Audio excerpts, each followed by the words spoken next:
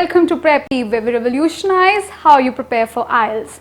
Today we'll be avoiding that one mistake which 80% of the test takers commit. Let's have a look and avoid it.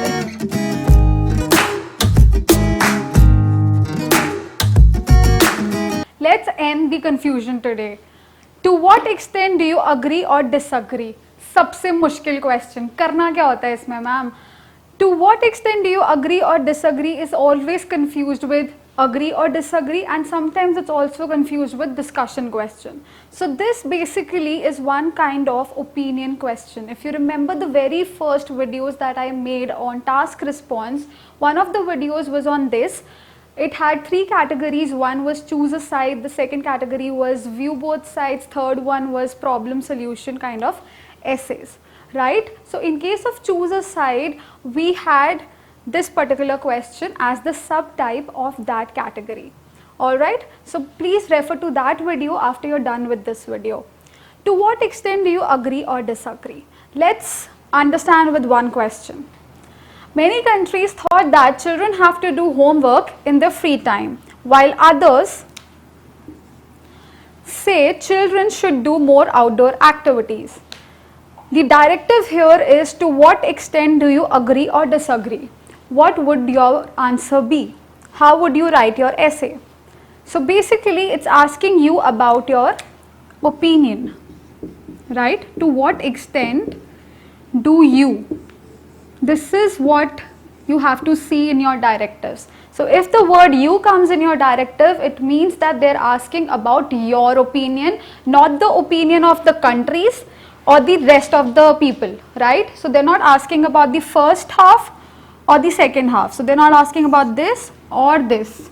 They're asking about your opinion. What do you think? So you have to tell what your opinion is. You don't have to discuss. A lot of people discuss. I have assessed so many essays in one-to-one personalized guidance course that we conduct, and a lot of people confuse these two. So here what they would do is in the first statement, in the first body paragraph, they would discuss the first half in which they would talk about homework. In the second paragraph, they would talk about, second body paragraph, they would talk about outdoor activities. This becomes a discussion kind of question which is incorrect. This is what you have to do if the question ends like this.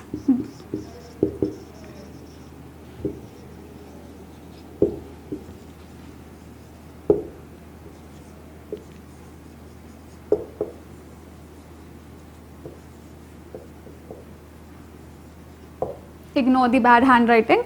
But if the question asks you to discuss both sides, then in one paragraph you will discuss the homework side, in the second paragraph you will discuss the outdoor activities side, and then in the end you will give your opinion, right? This is correct if the question ends with this part. However, if the question ends with this, then you do not have to give these sides. You don't have to discuss. This is incorrect. You don't have to do this. What you have to do is pick a side or take one opinion and follow it up. So in your introduction, you will take your side or tell your opinion. In your body paragraphs, you will support that opinion. In both the body paragraphs, with almost 2 points each in your body paragraphs, you will support your opinion.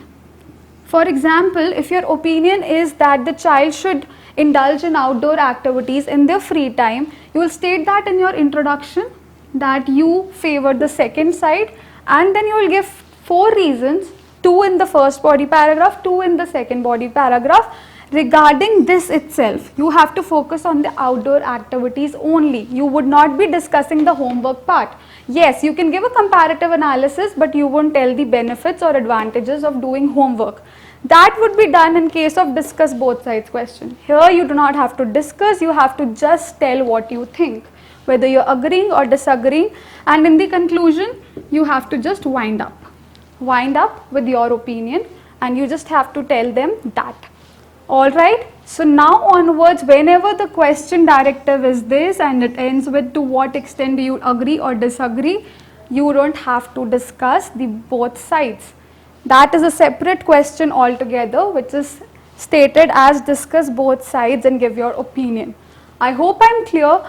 We'll be attaching, okay, what you can do is you can pick this particular question and send the answer to us on our email ID, which is prepeve@gmail.com. It would be written in the screen below. That's about it. I hope you liked it and one of the major confusions have ended today.